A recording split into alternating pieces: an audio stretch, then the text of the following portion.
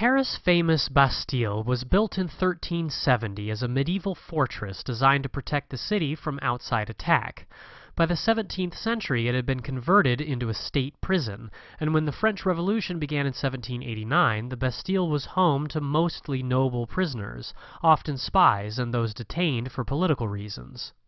A major feature of Paris' cityscape, the Bastille was an imposing structure with thick, 100-foot walls, an 80-foot wide moat, 8 towers, and 2 drawbridges.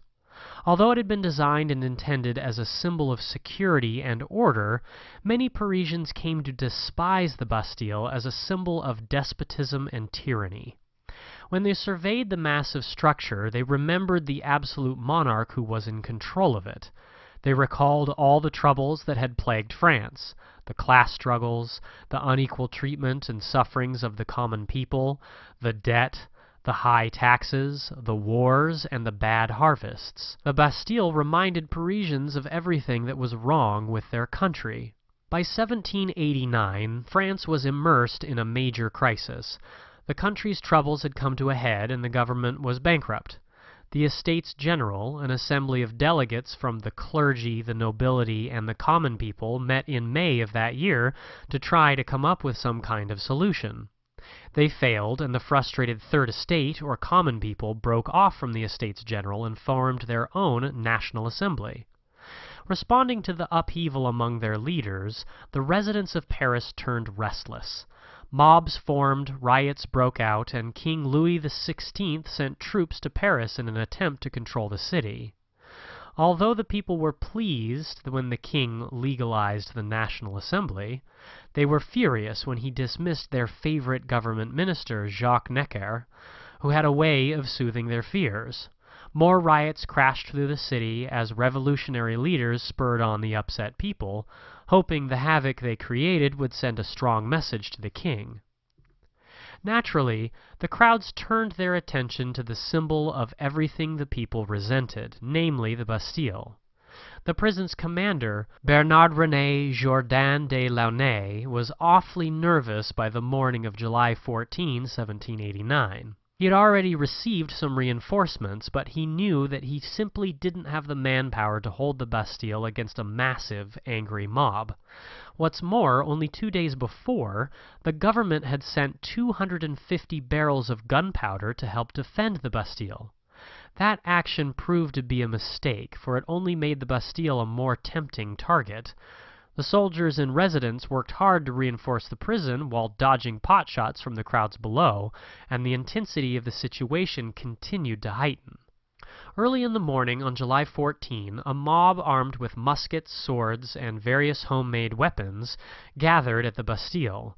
They were intent upon seizing the newly delivered gunpowder and freeing the prisoners, who at the moment numbered only 7. The crowd demanded Launay's surrender, but he refused. He tried to reason with the people, sending delegations to say that while he would not give up the Bastille, he would order his soldiers to hold their fire. He even showed the mob that the prison's cannons were not loaded. That was another big mistake. It only gave the angry people more confidence, and 300 of them stormed over the prison's outer wall into the courtyard. They opened the first drawbridge to admit the rest of the mob and tore off towards the second drawbridge. Launay's soldiers opened fire, killing or wounding about 100 people. The crowd's fury only increased. Around 3 p.m., a company of deserters from the French army arrived with 5 cannons. They vigorously joined in the attack against the Bastille, and Launay knew that he was in big trouble. There was no way he and his few men were going to stop this enraged mob. Hoping for safety for himself and his soldiers, Launay decided to surrender. The crowd quickly overran the Bastille, grasped Launay and the prisoner's other defenders, freed the prisoners, and seized gunpowder, weapons, and anything else they could carry. Soon they were marching triumphantly through the streets. Chaos reigned in the city, and Launay's hope for safety turned to despair. He was executed by the mob along with many of his men. After the fall of the Bastille, panic spread throughout France. Rural peasants across the country were already paranoid and agitated, so it didn't take much to stir them up to a fever pitch. The peasants had their own set of grievances against their seigneurs, the noble landlords who charged them high rents and exorbitant taxes and forced them to labor on their grandiose personal projects. As rumors flew that the nobles were hiring brigands to murder their peasants, the peasants decided to act. Violence broke out everywhere as peasants attacked their landlords' homes, destroyed documents that recorded their names, obligations, and debts, and sometimes even held nobles hostage. The Great Fear, as the uprising is typically called, reached its peak at the end of July of 1789. On August 4, however, the National Assembly abolished the seigneurial system. The peasants settled down within a few days. They had gotten exactly what they wanted. With the fall of the Bastille and the Great Fear, France had been turned on its ear. The old ways of early days had been violently erased, and now the country faced the challenge of finding a new path. The Bastille was a Paris prison that came to symbolize everything that was wrong with France and everything that the French people resented about their country. After the Third Estate broke off from the Estates General and formed the National Assembly, the people of Paris grew restless and riots broke out in the city. When King Louis XVI sacked the people's favorite government minister, Jacques Necker, the violence escalated.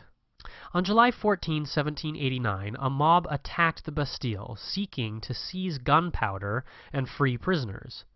Commander Bernard-René Jourdan de Launay refused to surrender and, with a few of his men, did his best to defend the Bastille. Finally, however, with the help of a company of deserters from the French army, the mob overran the prison, marched triumphantly through the streets, and executed Launay. As news of the Bastille's fall spread, paranoid and agitated peasants rose up against their seigneurs, or noble landlords, attacking the nobles' houses, destroying records, and even taking hostages. This uprising, called the Great Fear, reached its peak at the end of July. On August 4, the National Assembly abolished the seigneurial system, and the peasants settled down. France's government and customs, however, had been turned upside down, and the country now had to find a new path toward the future.